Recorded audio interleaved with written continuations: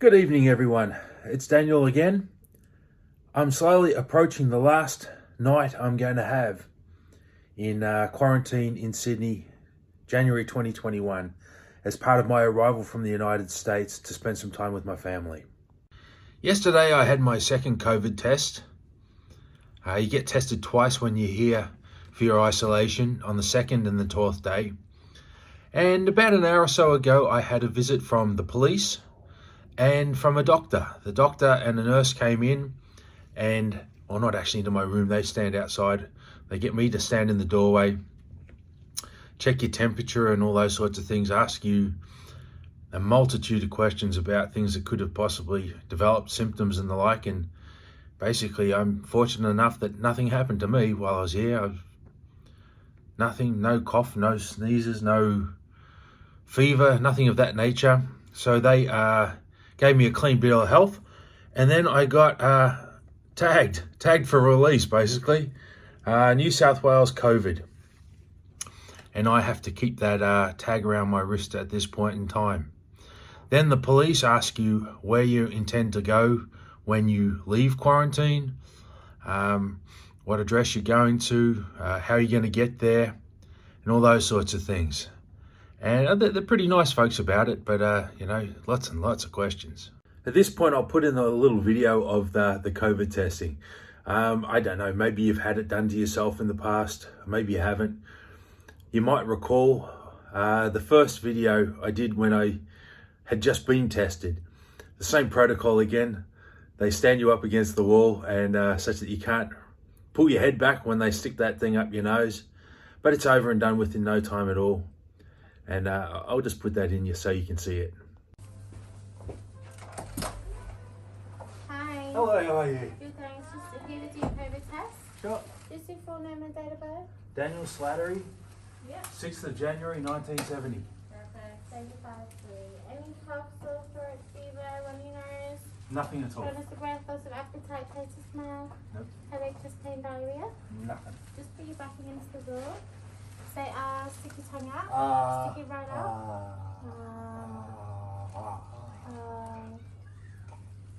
You go with your nostrils. Relax your nose. Breathe through your nose, okay?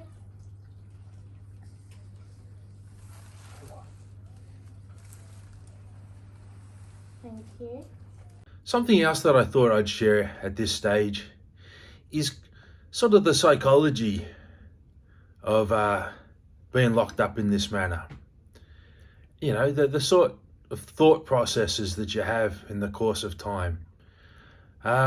Obviously, if you ever got to be locked up in solitary in this manner, this is the way to do it. Like, I can hardly say that it's oppressive in any way. I've got beautiful views, nice accommodation, good food, all those sorts of things are certainly covered.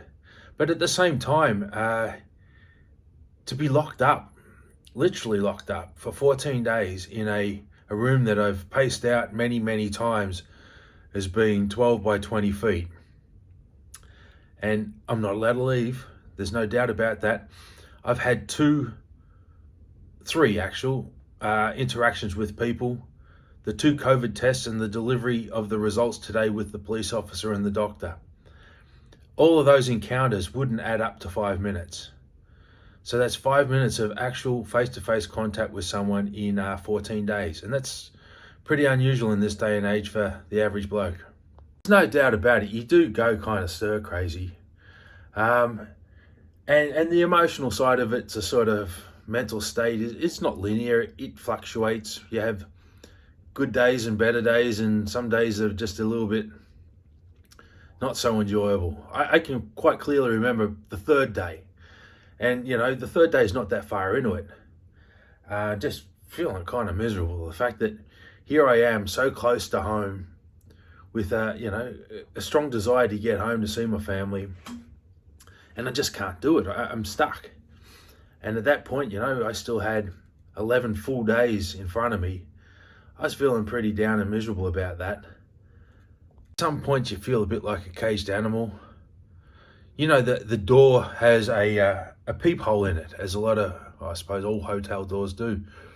You know, there are days when I couldn't count the number of times that I walked from this window, which has been my saviour, over to that door to have a look, see if I could hear anybody, see if I could see anybody, and back again. I'm sure there were days when I did that 50 plus times, just because you just get a bit stir crazy, you know. You can watch movies, you can read books, and there's a definite positive side to having a bit of time to yourself in this day and age that you just don't normally get. That's very real. But at the same time, you know, the costs of being here. I mean, there's a very real, very large financial cost to being here. But the fact that you're away from your family, in my case, but I can't be with my parents and my sister, and her daughters, who I'm very eager to get to see. So you're sort of in limbo. You're neither here nor there, and there's not a damn thing you can do about it. But I'm into the last, well, that was a bit of a pleasant interruption. My very last meal call. And let's see what we've got for our last meal while I'm here. Ooh, wow, that's a huge piece of cake. Wow, and some fruit. Let's have a look at this. Certificate of Achievement. Congratulations, you made it through the 14 days. Here's a little treat to celebrate, and thank you for keeping Australians safe. Oh, that's awesome. That's really cool. And a great big piece of cake. Oh my goodness, what a treat. And let's have a look and see what the actual, stew. Sort of like casserole meat on pasta. Looks yummy. Well, getting back on track after another lovely meal. The other thing that makes this particular stay bearable for sure and pleasant in some ways is the Wi-Fi. I know we nearly all have Wi-Fi access at home these days, but when you're in a situation like this, when you are removed from your family, that Wi-Fi is amazing. As I've mentioned in the past, my wife and 3 kids are at home, and I have daily contact with all of them with the FaceTime on the phones, and you know, just clips and emails and photos of their day and all that sort of stuff has just made such a huge difference to me. And the same goes for the family I'm going home to see, and all my friends back in Geelong. The ability to reach out to them and have them reach out to me pretty much whenever they want to has been just fantastic. Conversations of a length that you just don't normally do when you're at home, you know, things you got to do, things you got to get around to. But the chats I've had with my parents and my sister and my good mates have been some of the longest chats I've had with them for years. And I'm sure it's just a precursor to what's coming up when I eventually get home tomorrow. So if you know you're actually coming this way at this point in time, and you are getting ready for your 14 days of quarantine on arrival into Australia, you know, of course, I'm sure you're thinking about it yourself, but there's a few things that I forgot to bring in my mad dash out the door. As I've mentioned before, I had a very short period of time, just a few hours between knowing that I had booked a flight and actually having to leave the house to get to the airport. I wrote a quick list of things that I would recommend you bring that may not necessarily hit your list initially. Binoculars. I bought some binoculars while I was here, and it's one of the best things that I got. With the big windows I have of the harbour and all that, just watching the ferries and the guys working across the way, that was fantastic for me. My Bluetooth speaker. I love listening to music. I listen to music all the time. And of course you can listen through the phones, but make sure you bring your favorite Bluetooth speaker. They're all pretty small these days, and it just makes for a far more enjoyable period when you're locked away by yourself. An insulated coffee cup. I mean, back home in the States, I drink coffee quite a lot. And I think most of us, particularly in the States, have those insulated coffee cups. I would have loved to have bought one of those. On the simple side of things, nail clippers. I forgot to bring damn nail clippers. And I'm here long enough that I need it. I was able to get a razor from the reception downstairs and have a shave, but the nail clippers was something I forgot.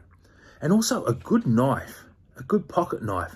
I'm nearly always got a pocket knife with me, but in this case, because I was in a bit of a hurry, the one that I had in my pockets of my shorts when I was back home, I quickly put out on the side table just to make sure that I didn't try to go through security with it and have it confiscated.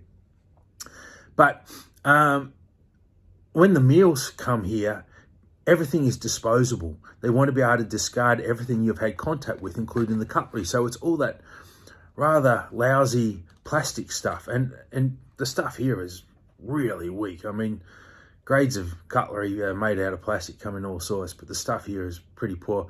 And I would have loved to have had a pocket knife to cut cheeses and bits of meat and things like that. So I recommend putting a pocket knife or even a decent kitchen knife in your checked baggage. Obviously your checked baggage when you're heading this way. It's a great thing to have in your room. And last, but by no means least, certainly not least, is bring some alcohol with you. Alcohol is kind of controlled when you're within this environment. You're allowed to order in 6 beers at a time or a bottle of wine. You're not allowed to order in spirits. You know you're coming into a 14-day lockdown, so bring whatever the legal quota is that you can bring with you and have it in your check bag as a good kickoff, and then you can order some more as you need it, but start with what you're allowed to bring, particularly spirits, given that you can't buy them while you're here. I don't know, maybe they had some rat bags juice up and run them up and down the halls or something, but they won't let you bring in spirits at all. And I think that'll do it for now. As I said, this is my very last evening in detention. I will be heading home to Geelong via Melbourne tomorrow. I'll probably do some other little clip tomorrow morning just to tell you what the exit was like, getting out of here, and the flight down. And then the intent is maybe to give some insight over the next few weeks of what it's like to be in Australia at this point with respect to COVID activity and things like that. It's a much more open society than the United States at this stage. They've pretty much gone back to normal in many, many respects, and it'll certainly be a contrast to what I left in California. Anyhow, more to come. Talk to you later.